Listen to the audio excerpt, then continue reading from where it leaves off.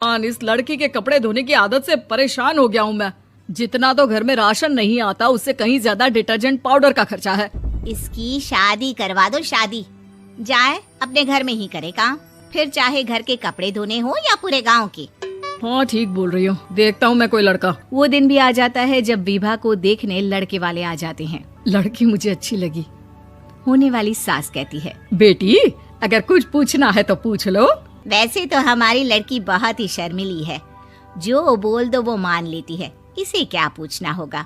अरे कैसी बात कर रही हो माँ, मुझे इन लोगों के घर रहना है, सवाल तो कई है।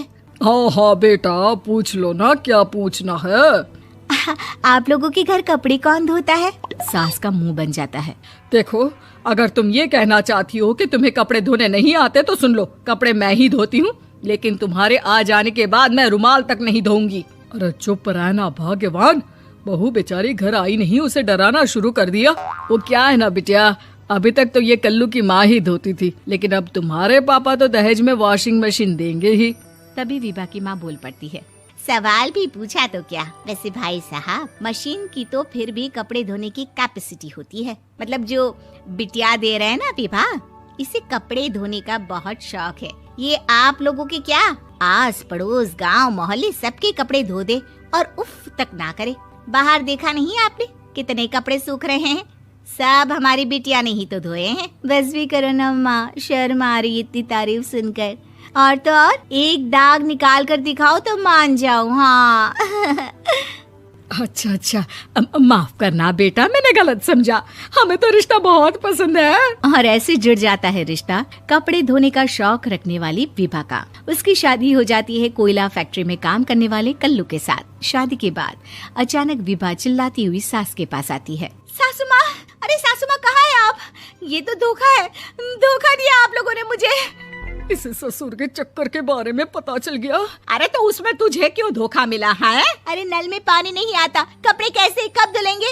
अच्छा अच्छा, तू पानी नहीं आ रहा उसकी बात कर रही है। तो आपने क्या सोचा? कुछ नहीं। अच्छा हाँ, तेरी माँ ने कहा था कि कपड़े धोने का शौक है तुझे, याद आया मुझे। शौक शौक बोलकर कपड़े धोने वाले मेरे जुनून को कम ना आके सासू माँ, कपड़ा धोना मेरा गुरूर है। तभी पति भी वहाँ आ जाता है। अभी अभी मैंने इसे सनी देओल की फिल्म दिखाई है, उसी के डायलॉग मार रही है माँ। अच्छा सुन, साफ साफ बता रही हूँ, पानी सुबह 4 से 6 और शाम को 10 से 12 आता है, समझी? विभा टाइमिंग सुनकर हैरान हो जाती है। ये क्या भूतों का मोहल्ला है? सुबह 4 बजे उठकर कौन कपड़े धोता है? 4 बजे टंकी में पानी जाता है, फिर सारा दिन धोना ना, किसने मना किया? अरे कैसी बात कर रही हैं? 200 लीटर की टंकी में कितने कपड़े धो लूंगी मैं, सुबह ही उठ जाऊंगी मैं। अब क्या था, विभा सुबह 4 से लेकर रात के 12 बजे तक कपड़े ही धोती रहती। एक रोज सास पड़ोस से निकलकर कहीं जा रही होती है कि साथ वाली कहती है, हाँ कल्लू की माँ, जरा ये बताओ कि 2 साड़ी है, 2 ब्लाउज और एक पेटीकोट और एक नाड़े वाला लंबा कच्छा। हाँ तो?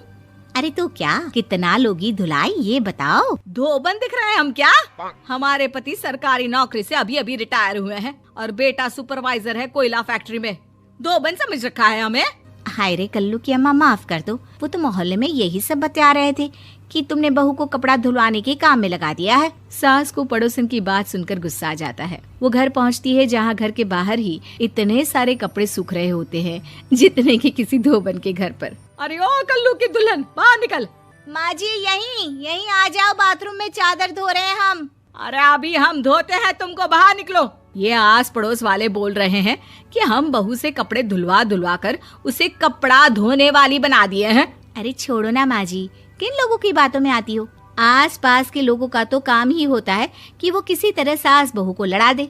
बहू सारे घर के कपड़े धोती है, ये क्या कम है? बोलिए। सास को भी लग जाता है कि वो बहू का ये सनकीपन नहीं छुड़वा सकती, इससे अच्छा है कि खुद ही चुप हो जाए। एक रोज सास और बहू मंदिर जाते हैं, जहाँ सास की साड़ी वहाँ खड़ी भीख मांगने वाली से मिलती है। माँ जी क्या बात है, आपकी साड़ी उस भिखारन से कितनी मिल रही है ना? हाँ हाँ देखो तो।